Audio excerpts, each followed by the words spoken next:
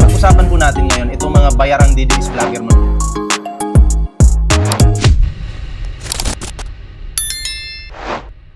Sunod natin. Ito na, isa pang bobo. Isa pang bobo ha. Bigyan natin ng reaksyon yung isa pang bobo. Quick question lang po. Isa ko sir, itatanong ko lang sir kung are you part of the group of protesters that came here, that arrived here today? Bakit po kayo nandito? So hindi po nakakaalam nito. Ito po si Kiko Matos, isang bobo na walang kwentang DDS vlogger ha. Well, wala naman akong group or kulay na pinapanigan. Wala daw siyang group o kulay na pinapanigan. Pero halatang halata na DDS po siya. Diba?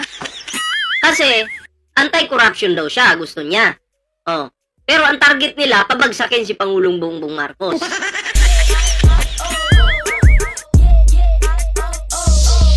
Diba? Papabagsakin po nila ang Pangulo. Pero wala daw po siyang kulay. Tama po ba yun? Wala daw siyang kulay. Pero ang Pangulo gusto niyang pababain sa posisyon. Sa pagiging Pangulo. Sinong niluloko mo, Kiko Matos? Diba? Dito mapapansin nyo naman ngayon eh. Wala daw siyang kulay, pero sige, pagbigyan natin. Tuloy! Just a concerned citizen. Concerned citizen lang daw ang taong ito. Sige, tuloy! I've been in the last rally in September 21 and I've been in the last rally in September 21 kahit wala po akong alam. Bobo po ako, alam ko lang magmura. Sumali pa rin po ako. Dahil para mabayaran ako. Yan na lang sabihin mo, tinuturuan kita.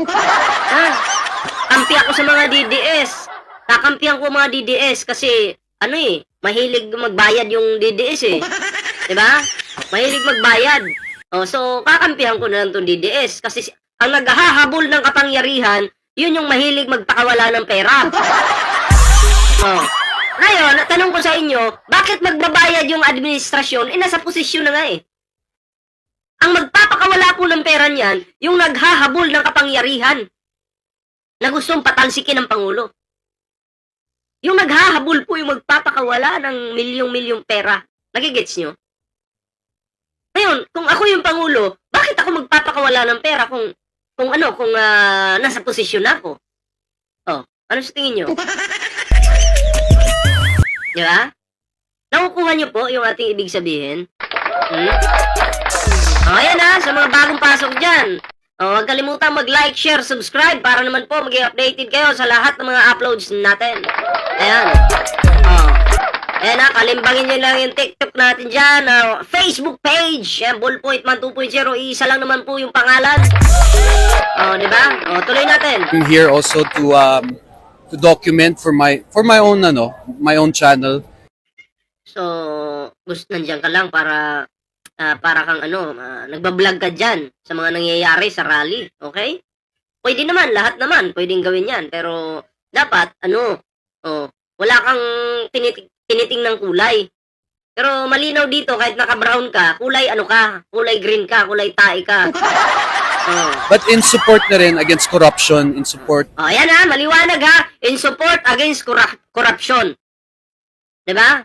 Anti-corruption. Dapat anti-corruption. Bakit suportado mo yung corruption? Meant for my own channel.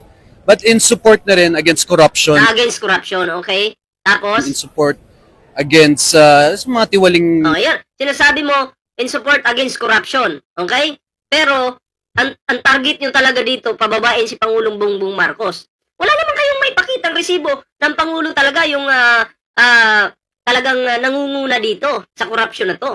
Wala, di ba? Si Saldico, yun yung dapat yung bakbakan. Yung mga magnanakaw. Sila Chis Escudero, Jinggoy Estrada. Kasi ang mga yan, makukulong na yan eh. No bail yung kaso nila. Di ba? So dapat sila yung bakbakan ninyo. Bakit yung Pangulo? Ang pangit kasi dito eh. Ginagamit nyo yung anti-corruption para targetin yung Pangulo. Yun ang nakikita namin. Wag kami. Yung nangyayari dito sa ating bansa. Sir, yung panawagan kasi nung latest group na dumating dito ay mag-resign si Pangulong Marcos, hindi si VP Sara Duterte. Do you carry the same call? Mag-resign si PBBM, hindi na daw si Sara. O, anong sagot mo? Well, I think,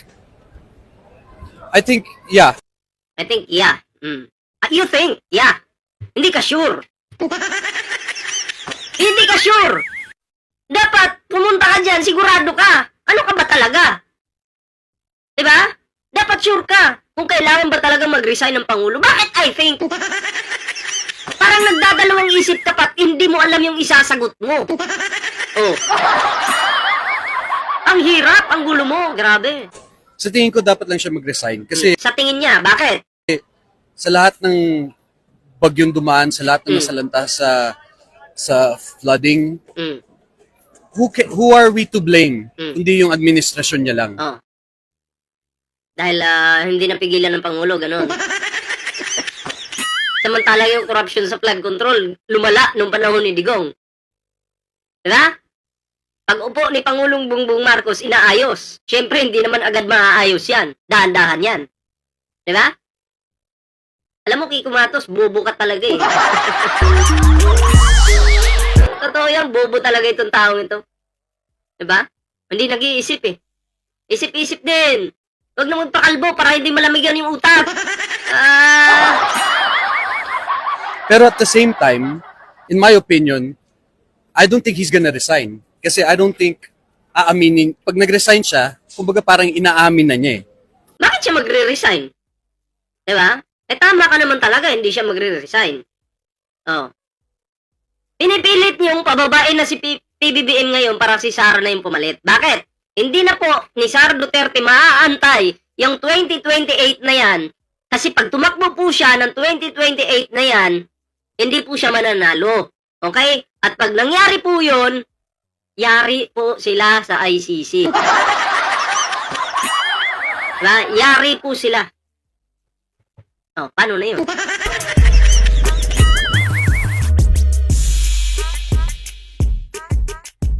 Diba? Kasi malabo. Kaya pinipilit na nilang pababain ngayon. Para ma-save po yung kanilang... Siyempre, pag naging presidente ka, untouchable ka na. Lalo na't abusado ka pa sa kapangyarihan mo. Oh, si PBBM, abusado po ba? Hindi naman, di ba? Oh. So ang tingin kong pag-asa na lang natin is to wait out these 2 years for the next election. Wala na kayong pag-asa.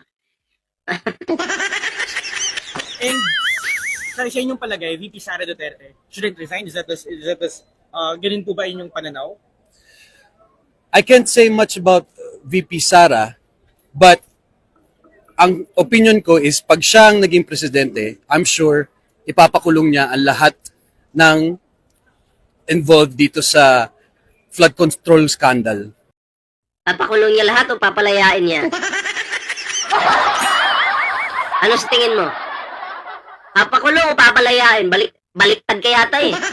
Oh. Pag si Sara Duterte ang naging presidente, lahat ng mga kalaban niya, gagantihan niya. Lahat ng mga kakampi niya, makakalaya yan. Yan yung opinion ko, reaction ko dito. Ha? Nakikita ko na anong mangyayari sa future. Gawain nila eh. So you said here, Si Basti nga, nagbanta na eh. Oh. Feeling naman niya, makakabalik sila sa Malacanang. pumunta po kayo dito as a concerned citizen. Would you say that you also came here as a content creator? Do you plan to vlog about this? Yes, at the same time. So, yun po yung video ni Kalbo. Pinakabobong Kalbo na. Kayo, anong reaction niyo dito mga pre? Ayan, comment down below ha. Pambobo po yung sagot ni Kiko Matos eh. Diba? Wala. Halatang halata. Wala daw siyang pinapanigang kulay pero kulay tae siya. Oh. Kulay green. Diba? Kayo magpauto sa mga garbage creator na ganyan. Walang mga silbi. Diba? So kaya anong reaction nyo dito mga pre? Comment down below. Ayan, bago tayo mag-move sa next topic. Meron po tayong TikTok, may Facebook po tayo mga pre. Sana po inyong suportahan yung ating mga social media accounts. Ayan, sa mga bagong subscribers, maraming salamat po sa inyong suporta. Ayan, syempre sa ano natin dyan, sa hindi pa nakasubscribe, mag-subscribe na po kayo.